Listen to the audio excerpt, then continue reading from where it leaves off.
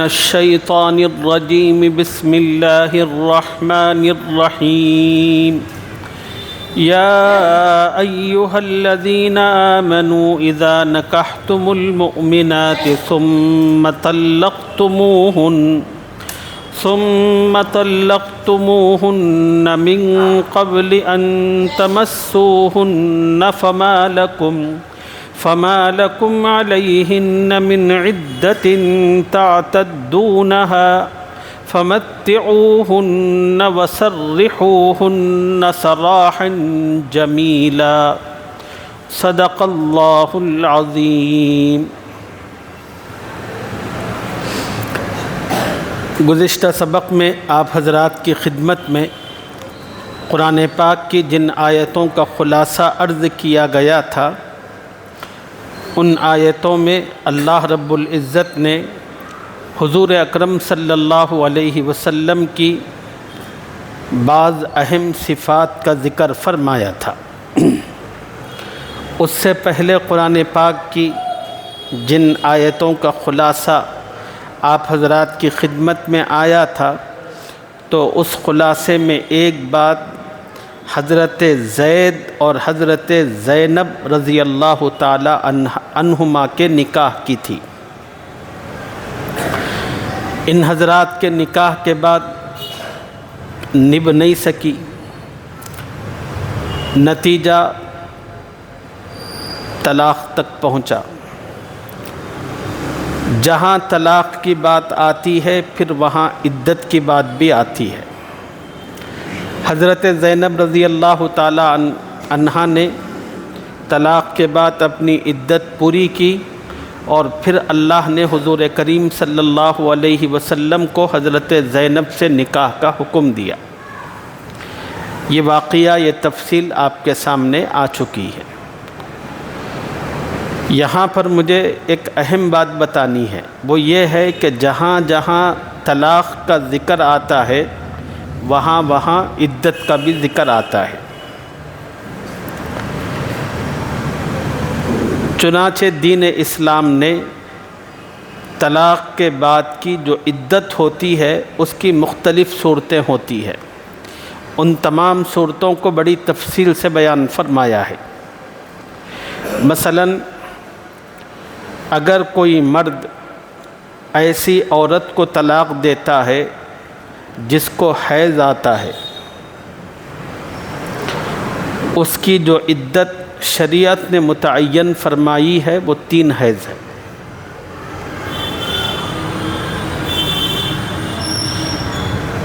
طلاق اس عورت کو ملتی ہے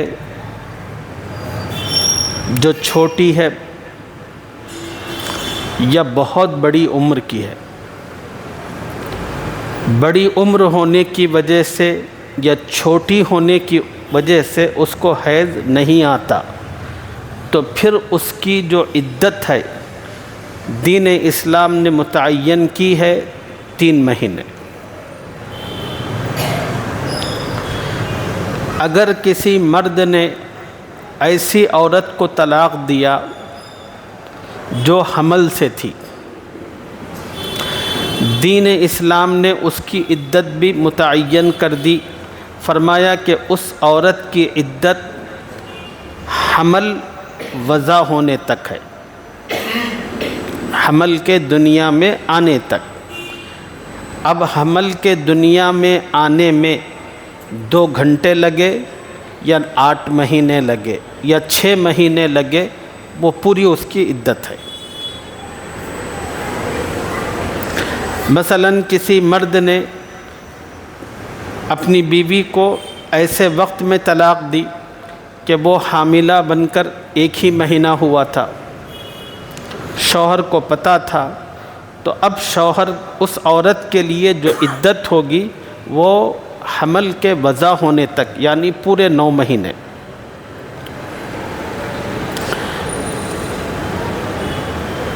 اسی طرح اگر کسی عورت کا شوہر انتقال کر جائے، اس کے لیے بھی دین اسلام نے عدت بیان فرمائی ہے 4 مہینے 10 دن۔ یہ جو موت کے بعد کی عدت ہے، کسی وجہ سے طلاق ہو جاتی ہے، اس طلاق کی جو عدت ہے وہ پوری کی پوری عدت تمام عورتیں اپنے خاوند کے گھر گزاریں گی۔ دین اسلام کا یہ بھی واضح حکم ہے۔ موت کی عدت ہو یا طلاق کی عدت ہو، وہ جو عدت والی مدت ہوتی ہے وہ مدت عورت اپنے گھر جا کر نہیں گزارے گی، وہ مدت عورت اپنے شوہر کے گھر رہ کر پورا کرے گی۔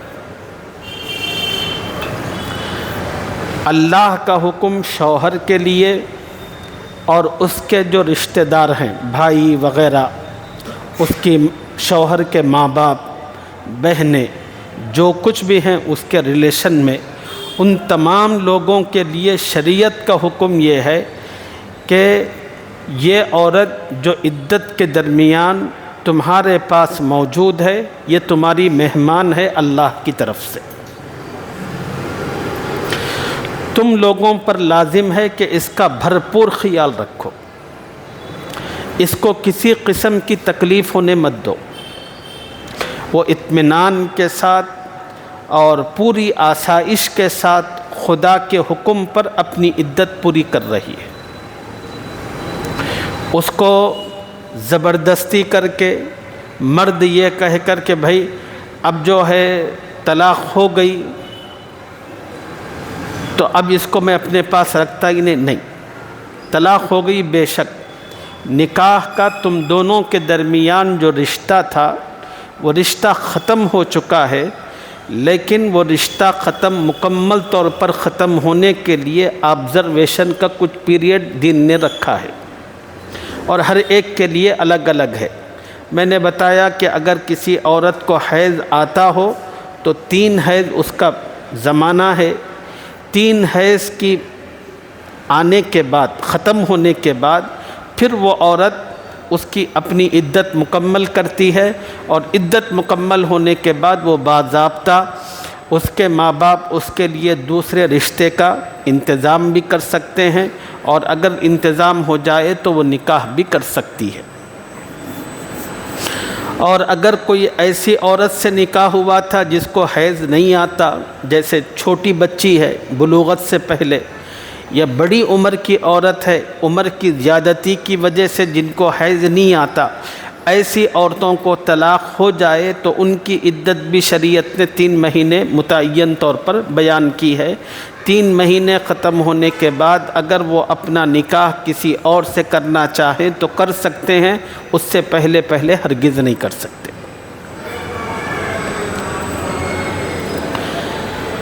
اور طلاق کی جو عدت بتائی گئی مختلف لوگوں کے لیے، وہ عدت عورت اپنے شوہر کے گھر پورا کرے گی۔ شوہر کے جتنے رشتہ دار اور متعلقین ہیں عدت کے دوران وہ اس کا مکمل خرچہ برداشت کریں گے، کھانے پانی کا، اس کی سہولت کا، بیمار ہو جائے تو دوا دارو کا، تمام کی تمام چیزیں شوہر اس کے گھر والوں پر واجب ہے۔ اور عدت مکمل ہونے کے بعد یا عدت کے دوران اگر کسی شوہر نے اپنی بیوی کا مہر ادا نہیں کیا ہے تو پھر وہ مہر بھی ادا کرے۔ اس معاملے کو خیر و خوبی کے ساتھ، خوش اسلوبی کے ساتھ نمٹائے۔ یہ شرعی احکامات ان خواتین سے متعلق ہے جو طلاق پاتی ہیں اور ان کی مختلف عدتیں ہیں۔ اب میں نے کلام پاک کی جس آیت کی آپ کے سامنے تلاوت کی ہے، اس آیت میں اللہ ایک انوکھا مسئلہ بیان کر رہے ہیں۔ وہ مسئلہ یہ ہے کہ اگر کوئی مرد کسی عورت سے شادی کر لے اور شادی کر کے اس عورت سے صحبت کرنے سے پہلے اس کو طلاق دے۔ کوئی مرد کسی عورت سے شادی کر لے اور اس کے ساتھ تنہائی میں جانے سے پہلے پہلے طلاق دے دے، تو اب کیا ہے مسئلہ؟ اسی مسئلے کو اللہ نے قرآن کی اس آیت میں بیان فرمایا ہے۔ اس کا مسئلہ یہ ہے کہ اگر کوئی مرد اپنی بیوی کو جس سے ایجاب و قبول ہوا ہے اس کو ہاتھ لگانے سے پہلے، ہاتھ لگانے کا مطلب ہے اس سے صحبت کرنا، اس سے صحبت سے پہلے پہلے اس کو طلاق دے تو اس عورت پر کسی قسم کی عدت لازم نہیں ہوتی۔ اگر کوئی مرد، بھئی بعض وقت جو ہے نکاح ہوتا ہے، نکاح خوانی میں لڑائیاں ہوتے ہیں، اور وہ لڑائی کی بات اتنی آگے نکل گئی کہ بات جو ہے چھوڑنے تک پہنچ گئی، علیحدگی تک، اور اسی خاندانی پریشر میں آ کر لڑکے نے عورت کو، حالانکہ نہ اس نے اس کو دیکھا نہ اس نے اس کو دیکھا، بس نکاح ہوا، ایجاب و قبول ہوا، ایجاب و قبول ہونے کی وجہ سے شرعی طور پر یہ اس کا شوہر، وہ اس کی بیوی تو بن گئی، لیکن کسی قسم کا استفادہ نہ شوہر نے کیا، نہ اس کو ہاتھ لگایا، نہ اس سے صحبت کی، اور کسی وجہ سے ناگہانی کچھ ایسی آ گئی کہ وہ طلاق بول دیا۔ تو اب شریعت یہ کہتی ہے کہ اگر کوئی مرد اپنی بیوی کو صحبت سے پہلے طلاق دے دے تو اس عورت پر کوئی عدت نہیں ہوتی۔ عدت نہیں ہوتی کا مطلب یہ ہے کہ اگر اسی وقت کوئی اور مرد اپنے آپ کو پیش کر دے، یا اس لڑکی کے ماں باپ کسی اور لڑکے کو پسند کر لے، وہ بھی راضی ہو، تو اسی وقت نکاح کر کے اس کی وداعی کی جا سکتی ہے، یہ مطلب ہے۔ یعنی اس عورت پر کوئی عدت نہیں ہے۔ اب سوال یہ ہے کہ شریعت نے جو عدت رکھی ہے وہ کیوں رکھی ہے؟ شریعت نے جو عدت رکھی ہے وہ آبزرویشن کے لیے رکھی ہے۔ شریعت نے جو عدت رکھی ہے اس عدت کا بنیادی مقصد ہے آبزرویشن۔ جس عورت کو طلاق ہوئی ہے، جس مرد نے دی ہے، یہ عورت حمل کے ساتھ ہے یا خالی پیٹ ہے، یہ اللہ تعالیٰ دیکھنا چاہتے ہیں، اور یہ چیز مکمل طور پر اسی وقت معلوم ہوتی ہے جب 3 حیض کی عدت گزر جاتی ہے۔ جب 3 حیض کی عدت مکمل گزرتی ہے تو سمجھ میں آتا ہے کہ عورت کے پیٹ میں کسی کی امانت موجود نہیں ہے۔ سمجھ میں آئی بات؟ اب جب معلوم ہو گیا کہ عورت کے پیٹ میں کسی کی امانت موجود نہیں ہے تو اب یہ عورت دوسرے نکاح کے لیے تیار ہو سکتی ہے اور دوسرے سے نکاح کر سکتی ہے، اس لیے کہ اللہ تعالیٰ نے اولاد کے لیے عورت کے پیٹ کو ایک محل بنایا ہے، اور اللہ نہیں چاہتے کہ کسی انسان کے نسب کے اندر شبہ ہو۔ اگر اللہ تعالیٰ یہ عدت کا نظام نافذ نہ کرتے تو ہو سکتا ہے کہ ایک مرد نے کسی کو طلاق دے دی، عورت کو طلاق دینے کے بعد جو ہے ہو سکتا کہ وہ حمل سے ہوتی، پھر دوسرا آدمی نکاح کر لیتا، نکاح کرنے کے بعد 7-8 مہینے کے بعد بچہ ہو جاتا، تو اب وہ جو شادی جس سے اس نے نکاح کیا وہ کہہ سکتا کہ بھئی یہ تو بچہ میرا ہے نہیں، تو میں کیوں اس کی پرورش کروں، کیوں میں اس کا خرچہ پانی دوں۔ تو اس لیے یہ ساری کی ساری چیزوں کا کنفیوژن ہو سکتا تھا، اور نسل انسانی پر اور انسانی نسب پر اس کے بری طرح کے اثرات مرتب ہو سکتے تھے۔ اب نیا تو یہ کہے گا کہ یہ میرا بچہ نہیں، پرانا کہے گا نہیں میرا بچہ تو ہرگز نہیں ہے۔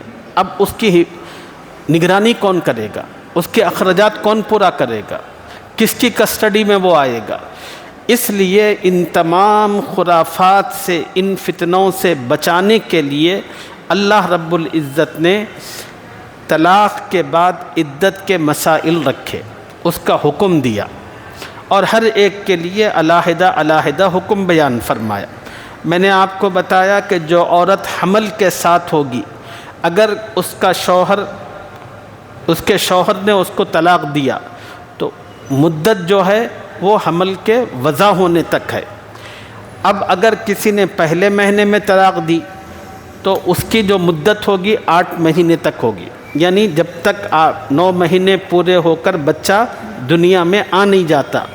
اگر کسی مرد نے عورت کو طلاق دی 9ویں مہینے کے اندر، تو اس کی جو مدت ہے بس ڈیلیوری ہونے تک ہے۔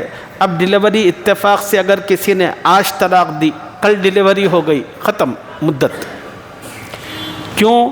اس لیے کہ مدت کا جو بنیادی مقصد ہے وہ ہے آبزرویشن۔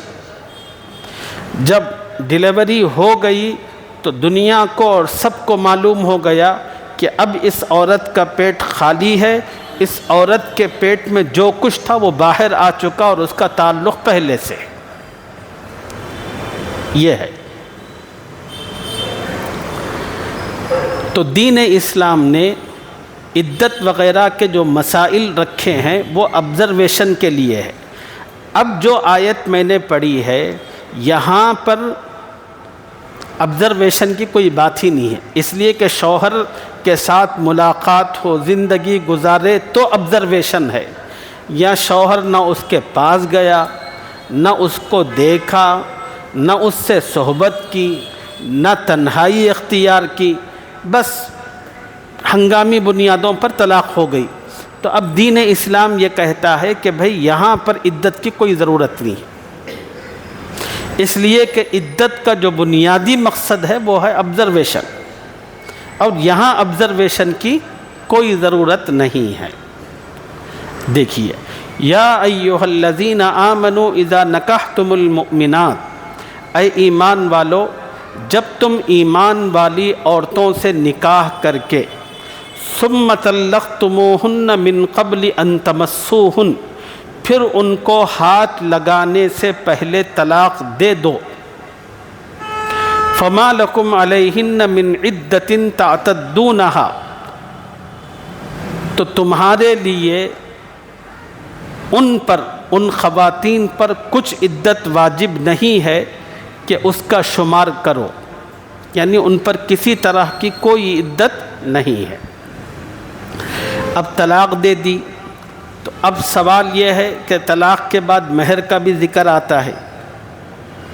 اب جس عورت سے مرد نے صحبت کی ہو تو جو مہر لکھایا گیا تھا وہ مہر ادا کرنا پڑے گا، اور اگر نکاح کے موقع پر صرف اتنا بولے تھے کہ مہر دیتوں بول کے، کتنا دیتوں بول کے نہیں بولے، تو ایسی صورت میں شریعت یہ اصول اور ضابطہ بیان کرتی ہے کہ کسی عورت کا نکاح کے موقع پر مہر متعین نہ ہو تو پھر وہ مہر مہر مثل ہوگا۔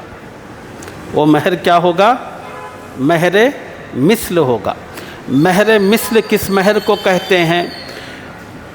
وہ جس لڑکی کا نکاح ہوا جس کا مہر متعین نہیں ہے، اس کی کوئی بہن تھی، اس سے بڑی کوئی بہن، اس کا جب نکاح ہوا تو اس کے نکاح میں جو مہر متعین ہوا تھا وہی مہر اس کا بھی ہوگا۔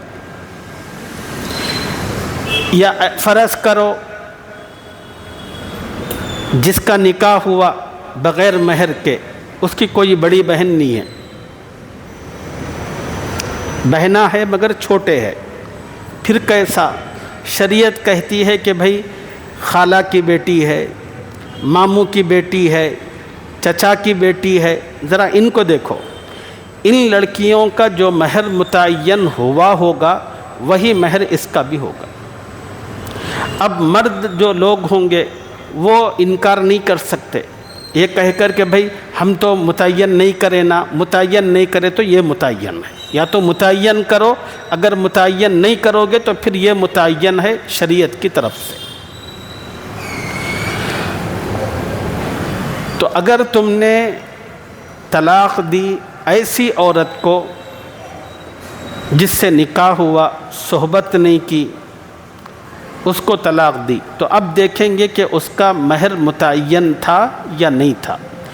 اگر مہر متعین تھا تو آدھا مہر دینا پڑے گا، اور اگر مہر متعین نہیں تھا، نکاح ہو گیا، تو شوہر کو چاہیے کہ اپنی حیثیت اور استطاعت کے مطابق ایک خوبصورت جوڑا اس عورت کو دے کر اس کو رخصت کر دے۔ اسی کا تذکرہ اللہ تعالیٰ آیت کے اگلے حصے میں فرما رہے ہیں۔ اے ایمان والو، جب تم ایمان والی عورتوں سے نکاح کر کے ثم طلقتموہن من قبل ان تمسوہن، پھر ان کو ہاتھ لگانے سے پہلے طلاق دے دو، تو تمہارے لیے فما لکم علیہن من عدۃ تعتدونہا، تو تمہارے لیے ان پر کچھ عدت واجب نہیں کہ اس کا شمار کرو۔ فمتعوہن وسرحوہن سراحا جمیلا، تو ان کو کچھ مال و متاع دے دو، خوبی کے ساتھ رخصت کرو۔